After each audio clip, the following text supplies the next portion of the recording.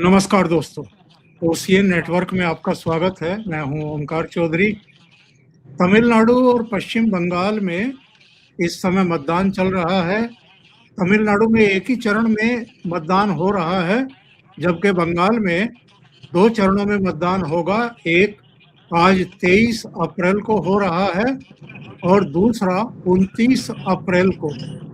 और 29 अप्रैल को ही exit poll भी आ जाएंगे, तो पांचों राज्यों के बारे में पता चल जाएगा कि ऊंट किस कर्मठ बैठ सकता है।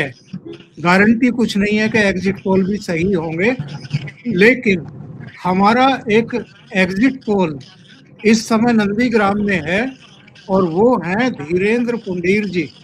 तो धीरेन्द्र जी, बहुत स्वागत है आपका। नमस्कार सर। नमस्कार। बहुत बहुत तमाम ओमकार चौधरी शो के तमाम दर्शकों को और आपको बहुत बहुत सर मेरी ओर से अभिवादन। मैं इस समय नंदीग्राम में हूँ और नंदीग्राम में एक जगह से दूसरी जगह जाते हुए ट्रैवल कर रहा हूँ, इसीलिए दर्शकों को ये इस तरह से मिल रहा होगा, लेकिन कोशिश करेंगे कि सर बेहतर चीजें उनके बता पाए। जी सर। तो सबसे पहले तो ये बताइए कि ट्रेंड क्या है, टर्नआउट कैसा है, माहौल कैसा है? सर बंगाल में 1 बजे तक 61% से ज्यादा वोटिंग हो चुका है, 61%। अभी 5 घंटे बाकी है, यानी अगर हम सुबह 7 बजे से लगाएं तो 7, 5, 12, 6 घंटे में वो 61% को क्रॉस कर चुका। जब हम आप बात कर रहे हैं तब ये 70 तक पहुंच चुका होगा। तो मैं ये कहूंगा कि ये जो बंगाल में हमेशा से पोलिंग होता था, अपर पोलिंग होता था, हमेशा कि बंगाल 80, 81, 82% वोट करता था, लेकिन उस वोट में जो होता था ज्यादातर आपने हम लोगों ने देखा कि ये जो 93 लाख वोट कटे, जिनको लेकर पूरी इसमें दिल्ली से लेके बंगाल तक एक पूरा स्यापा सर्जित हुआ कि साहब ये क्या हो रहा है और ये सब कट नहीं रहे हैं, ये सब वो तमाम आज कहीं नहीं दिख रहा था। वो कोई चीज नहीं दिखाई दी। वोट करते ही लड़ाई वही शुरू हुई कि इस बार ममता दीदी को हटाना है कि ये लाना है। और उस पूरी लड़ाई में अगर हम देखें, शुभेंदु ने उस पूरी कम से कम इस सीट पर तो क्लियर किया, लेकिन नॉर्थ बंगाल के बहुत सारे हिस्सों में ये साफ कर दिया कि ये जो लड़ाई है, और इस समय 61% का मतलब हम ये समझते हैं कि जो भी हो रहा है बहुत तेजी के साथ हो रहा है। और अगर इस हिस्से में देखें, बीजेपी बहुत मजबूत थी। पिछली बार 77 में से 59 सीटें उसको इसी जगह से मिली थी, जो उसके जीत का 76% बैठती है। इस बार बीजेपी अपने आप को 90 से 103 के बीच में प्रोजेक्ट कर रही है, 152 सीटों में से। तो मैं मानता हूं कि ये जो मतदान है ये उसकी इस उम्मीद को उम्मीद की तरफ बढ़ता है। देखिए, जब तक कोई अप्रत्याशित नतीजे नहीं आते हैं, क्योंकि जो सबसे बड़ी चीज मानी जा रही थी और जो हमने भी देखा था, मैं दर्शकों को ये दिखा था, हो सकता है कि मैं बाद में आपको भेजूं, वो आप देखेंगे दर्शकों की। हम लोग टेंगुआ चौक मेन रोड है, जो वहां का नंदीग्राम का मेन मतलब एक सर्कल है, वहां 5 मिनट में 10 मिनट में 8-8, 10-10 सीएपीएफ की गाड़ियां हैं। वो तमाम चीजें वो नहीं लग रही, वो किस घूम रही है, वो घूम रही है। लोगों को ये पता चल रहा है कि इस बार ये सजावटी नहीं है, इस बार किसी सरकारी जो के पार्टी के काडर के आधार पर भर्ती हुआ है, पैसे दे के और पार्टी का आदमी होके भर्ती हुआ है, उससे किसी साइन की जरूरत नहीं है। अब के इनके डंडा इनका फ्री है। हालांकि अभी भी इसके बावजूद भी कुमारगंज में अभी हम लोग जब बात कर रहे हैं, उस वक्त सीधे तौर पे पता चल रहा है कि किस तरह से उन्होंने टीएमसी के गुंडों ने वहां उसको बाकायदा मारा है और उसके साथ का सिपाही वो देख रहा है उम्मीदवार को। तो ये तो यहाँ के सिस्टम की एक कमी है जो बहुत जबरदस्त तरीके से है। उसको आप रातों रात चराग घुस के तो सर नहीं किया जा सकता गायब, लेकिन ये जरूर है कि इस बार आप देखेंगे लगातार लोग बाहर निकल रहे हैं, दे रहे हैं। और इन इलाकों तो लगता है कि जैसे शुभेंदु ने कहा, बल्कि वो बड़ा इंटरेस्टिंग सा विजुअल थे और उसका हाथ पकड़ के कहने लगी कि सनातन को बचा लीजिए, आप सनातन को बचा सकते हो। तो ये सब चीजें वहां दिख रही थी। शुभेंदु ने कहा कि जो मुसलमान है वो यहाँ इस सीट पर वो मुझे वोट नहीं दे रहे होंगे, वो ममता को देंगे, लेकिन मैं मेरे ही हिस्से पर माफ कीजिएगा ये थोड़ा सा ये हुआ है, लेकिन वो कह रहे हैं कि मेरे हिस्से पर ये पूरा का पूरा आपकी मुझे हिंदू वोट चाहिए। आपकी आवाज सीधी सी आपकी बात आवाज आ और रही मैं है, कंटिन्यू रखें, आपकी आवाज आ रही है, चित्र भी आ रहा है। जी तो अच्छा, तो मैं ये दरअसल जो इस पूरे में मैं दिखाना चाह रहा था कि किस तरह से ये हिस्सा वो हिस्सा है जहां आपको बीजेपी के झंडे दिख रहे हैं सर, वरना हम इतने दिन से कोलकाता में घूम रहे हैं, हमको बीजेपी के झंडे खोजने पड़ते हैं उन इलाकों में भी जहां बीजेपी के लोग खड़े होकर ये कह रहे हैं कि बीजेपी जीतेगी, उनके भी झंडे उतार दिए जाते हैं। लेकिन यहाँ अगर हम जहां से गुजर रहे हैं, मैं आपको ये वीडियो दिखा पाता, ये हमारी लिमिटेशन है क्योंकि नेटवर्क तो हमारे उस पर नहीं आता है, हम चंडीपुर मोड़ पर भी हैं, तो वहां ये दिखा रहा है कि कम से कम इस पूरे इलाके में बीजेपी न केवल एग्जिस्ट कर रही है बल्कि फ्लोरिश कर रही है, पिछली बार के एजेंडे को पूरा कर रही है। इस बार का बढ़ा हुआ वोट इसलिए भी है, मैं ओंकार सर ये बताऊं क्योंकि मैं कई लोगों के जब इंटरव्यू ले रहा था तो उनमें से एक ने बोला कि साहब हम अभी आए हैं, बस अभी बता नहीं पाएंगे वोट किसको देना। मैंने कहा घर में जाके पूछोगे क्या? कहने लगे नहीं, पहले घर में जाके पानी तो पी ले क्योंकि चेन्नई से आए हम। तो मैंने कहा भाई आपको चेन्नई से आके वोट देने के लिए, कहने लगे इमरजेंसी में टिकट लिया है, नहीं तो हमारा तो वो कट जाता, हमारा तो नागरिकता चला जाता। तो ये इस बार जो वोट जो इतना ज्यादा हो रहा है, और मतलब मैंने कल वो वीडियो में डाल नहीं पाया था जब मैं आ रहा था वहां से कोलकाता से, तो आप ये सोचिए सर कि यहाँ पूरी बसों पर, छतों पर, वहां परिवार के परिवार लटके आ रहे थे, लोग सड़कों पे पैदल चलते। और आमतौर पर पश्चिम बंगाल में हैवी वोटिंग होता रहा है, 80-82% तक जाता है, लेकिन इस बार अगर 1 बजे तक ही 61% हो गया है तो ये तो मुझे लगता है कि SIR के बाद ये 90% तक चला जाए तो किसी को आश्चर्य नहीं होना चाहिए। मुझे तो नहीं लगता कि मुझे आश्चर्य होगा, क्योंकि जिस तरह से लोग पहुंच रहे हैं, लाइनों में लगे हुए हैं सर। सुबह से शुरू हो गया था, मैं 6:30 बजे मतलब 6 बजे निकलने की बजाय आज में, जो अमूमन मेरी आदत होती है, लेकिन आज मैं 6:30 बजे, चूंकि मुझे तो कोई टीवी पे लाइव देना नहीं था, तो मैं आराम से 7 बजे निकला। नेटवर्क की समस्या होती है 6:30 बजे, तो मैंने देखा कि लाइनों में कम से कम 100 लोग खड़े हैं, 100 लोग लाइन से खड़े, महिलाएं खड़ी हैं। और अभी जब मैं आपसे बात करने के लिए इसमें गाड़ी में बैठा अगली जगह जाने के लिए, तो मैं आपको ये बता दूं कि इस समय आप ये हैरान हो जाएंगे कि अभी भी 200-200, 300 की लाइनें हैं आराम से। और इस बार सबसे बड़ी बात जो मैं हर एक से पूछा, मैंने उनसे पूछा पिछला चुनाव और इस चुनाव में अंतर क्या है, तो वो लोग जो टीएमसी के कैडर के हैं वो भी ये कह रहे थे कि चुनाव में कोई टेंशन नहीं है, चुनाव में कोई तनाव नहीं है, सुरक्षा बलों से, मतलब चूंकि ऐसा तो है नहीं कि सारे लोग गुंडे होंगे या तमाम लोग होंगे, उनके जितने लोग होंगे, समर्थक अलग होते हैं, तो समर्थक इस बात से फील कर रहे थे कि ये एक बेहतर काम हुआ है कि कम से कम चुनाव में ये सुरक्षा आ गई है। क्योंकि पिछली बार मैं था इसी नंदीग्राम में था चुनाव के दिन, हमको याद है एक सीट पर जाकर मानतल या क्या जगह थी वो, ममता बनर्जी व्हील चेयर पर जाकर बैठी रही, कहा इनको सस्पेंड करो, है ना। 90 मिनट तक का वो जो ड्रामा था उसमें हम लोग वहीं लाइव दे रहे थे, बनर्जी इंटरव्यू भी दे रही थी पत्रकारों को, मतलब वैसे सीधा 1 to 1 नहीं, लेकिन बीच बीच में बोल रही थी, पूरा मतदान रुका हुआ था। इस बार भी बहुत सारे देखने गए वहां पत्रकार उस जगह को, हालांकि मैं इसलिए नहीं गया क्योंकि वो कोई ऐसा तो था नहीं कि वो कोई तीर्थ बन गया हो या सब चीजें, वो तो एक घटना थी, उस समय खत्म हो गई, वो इस समय नहीं है, चुनाव नहीं लड़ रही है, तो वो उसका भी फर्क पड़ रहा था कि इस बार बहुत स्ट्रेस यहाँ नहीं था। लेकिन जो शुभेंदु है वो अपने चुनाव को किस तरह ड्राइव इन करना है वो कर चुके, और इसलिए बहुत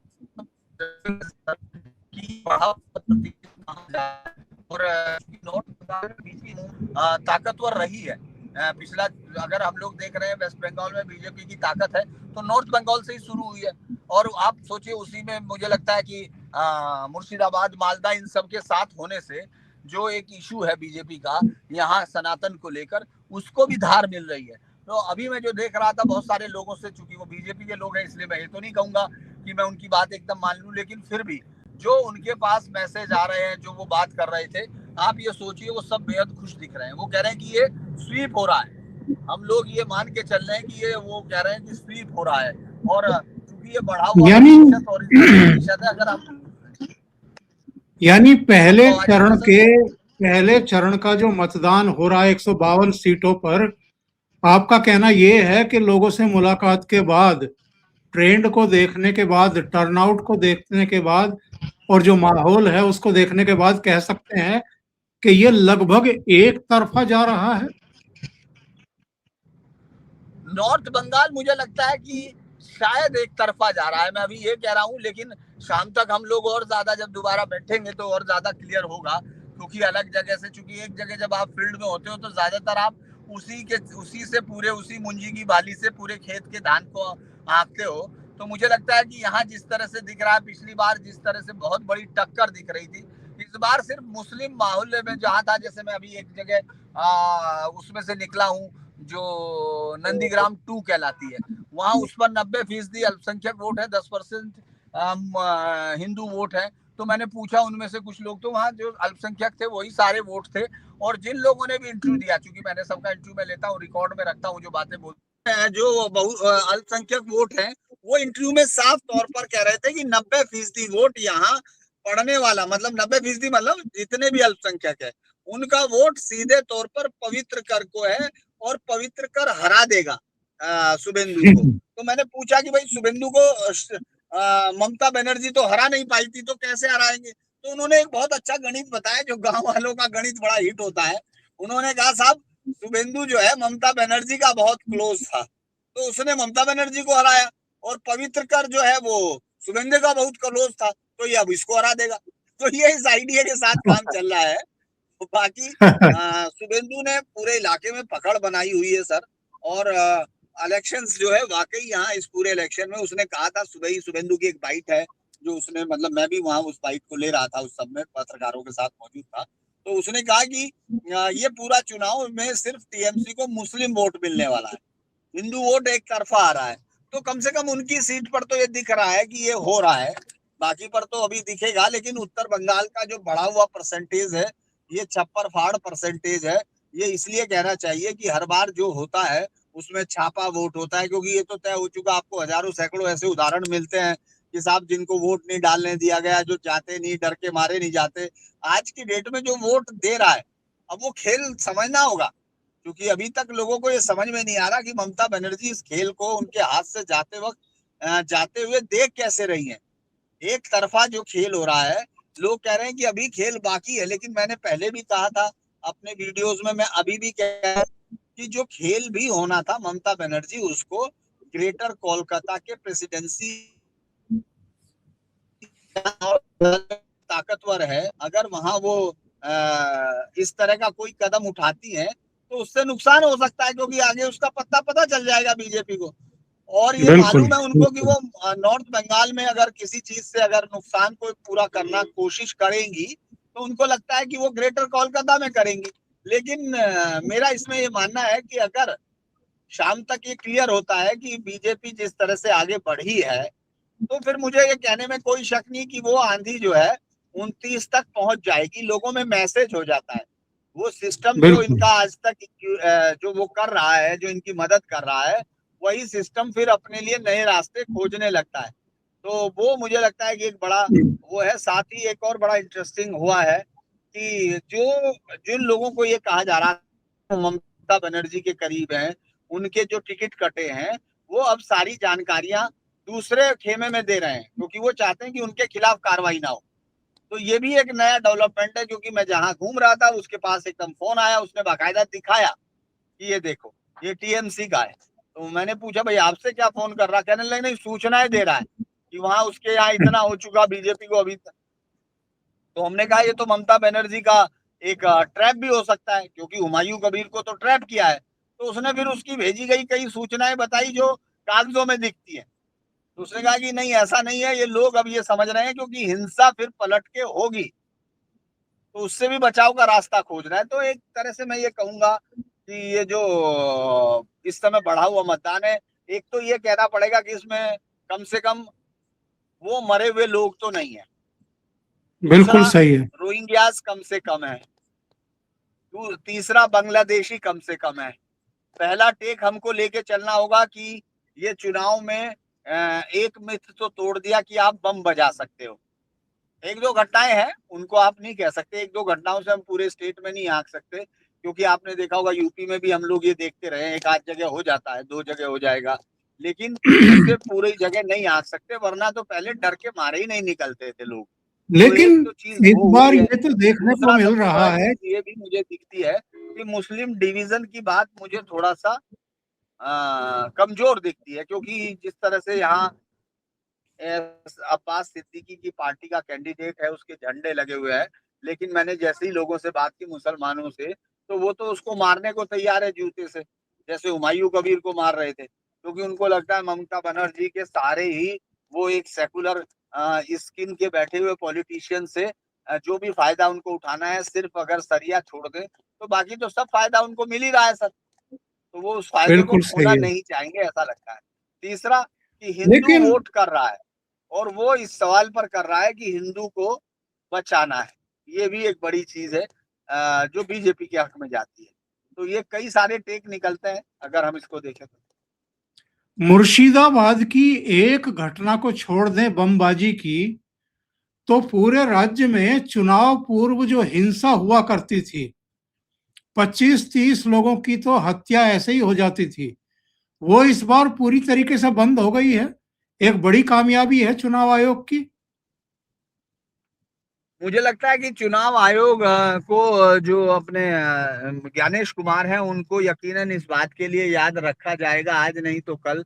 इस देश में ये बात तो कम से कम माननी चाहिए कि उस शख्स ने जो 2003 से पहले मर गए बुजुर्ग थे, उसके बाद मर गए बुजुर्गों को, उनको कम से कम इतनी सांत्वना तो दी कि अब आके उनको बेचारों को बार बार अपने चुनाव का वोटिंग नहीं करना होता, ऊपर से आके उनकी छुट्टी हुई। और देखिए ये इशू गायब हो गया सर, मैंने देखा सुबह से, मैंने कई लोगों से पूछा नाम कटने की बात, तो उन्होंने कहा साहब वो कट गए, अब जो होना था वो तो हो गया, अब हमको अगली लड़ाई लड़नी, हमको जीत या हार करनी। तो मुझे लगता है कि केंद्र सरकार को इससे भी थोड़ा सा सबक, अगर ये सरकार आती है इस समय, बीजेपी यहाँ आएगी, तो ये भी एक बड़ा आउटकम है कि आपको अपने फैसले लेने चाहिए।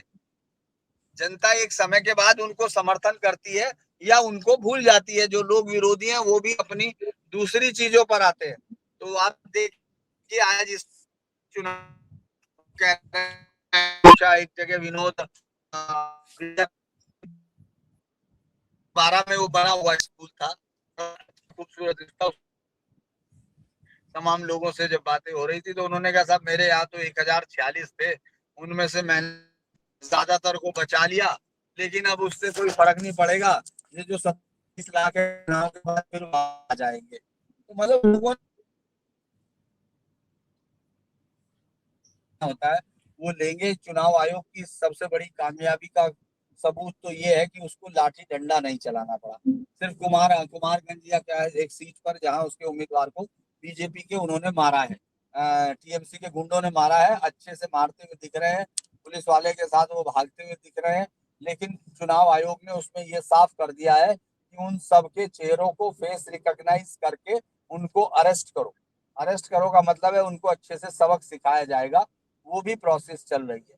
तो अगर उनको उठा के शाम तक अगर उनका कोई जुलूस दिखता है तो मुझे लगता है अगले फेज के लिए लोगों के अंदर बहुत तैयारी हो जाएगी, क्योंकि दानतन के लोगों का जुलूस दिखा और उसके बाद लोगों में ख्याल आ गया कि हाँ भाई वोट करना चाहिए, अगर कुछ गलत करेंगे तो उनका बाजा बजा सकते हैं। आपने वहां के बारे में, यानी ग्राउंड जीरो के बारे में बताया, ट्रेंड के बारे में बताया, टर्नआउट के बारे में बताया, माहौल के बारे में बताया, लेकिन एक ट्रेंड मैं आपको सुनवाता हूं जो बाहर से दिखाई दे रहा है, जरा इसको ध्यान से सुनिएगा। अगर ममता जी ने साफ सुथरी सरकार चलाई होती, अगर ममता जी ने बंगाल को पोलराइज नहीं किया होता तो बीजेपी के लिए रास्ता नहीं खुलता। भाई और बहनों, कांग्रेस पार्टी बीजेपी से लड़ती है और बीजेपी जानती है कि कांग्रेस पार्टी ही बीजेपी को रोक सकती है। कांग्रेस ट्रेंड मिलने शुरू हो चुके हैं, राहुल गांधी के बयान से भी उन्होंने भी मान लिया है कि बीजेपी का रास्ता खुल गया है, ममता बनर्जी की वजह से खुला है। दरअसल कांग्रेस यहाँ मुझे याद है पिछली बार भी राहुल गांधी सिर्फ एक सभा संबोधित करके गए थे, वो भी उस सीट पर जो बीजेपी के पास थी, जो नक्सलवाड़ी की सीट थी माटीगरी।